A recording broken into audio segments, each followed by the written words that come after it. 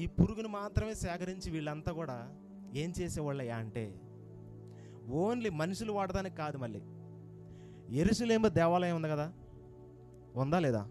దాంట్లో తెరలు ఉన్నాయా? తెరలో, ఆ తెరలకు యూజ్ చేసేవాళ్ళు.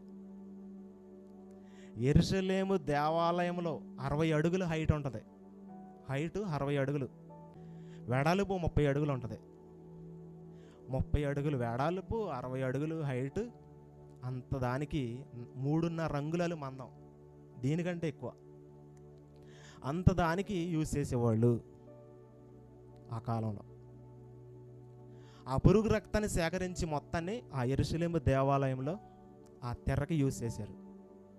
ఇంకో దానికి ఏంటంటే, ఇదే పురుగు రక్తాన్ని దేవుడు ఒక నియమాన్ని ఫాలో చేశాడు.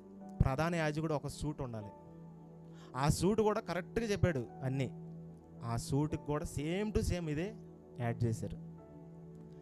ఈ కలరే మ్యాచ్ చేశారు దానికి కూడా. ఆ కలర్ మళ్ళీ వేరే వాళ్ళు వాడడానికి లేదు అసలు ఎవ్వరు కూడా. ఇంకోటి ఏంటంటే, ఆ కాలంలో ఉన్న రాజు ఎవరైతే ఉంటారో ఆ రాజు మాత్రమే వేసుకోవాలి. ఈ 3 తప్ప అసలు ఎవరు వేయడానికి లేదు పర్మిషన్. చూడండి ఎంత వండర్ ఉందో అసలు. ఆ పురుగు రక్తం తీసి సేకరించిన తర్వాత యెరూషలేము దేవాలయంలో ఉన్న తెర అంటే మనుషులకి దేవునికి మధ్యలో ఏర్పడింది తెర. దేవుని సన్నిధానానికి మనుషులకి. ఆ తెర కనుక లేకపోతే చచ్చిపోతారు, అందరూ మొత్తం చచ్చిపోతారు అక్కడ ఉండేవాళ్ళంతా.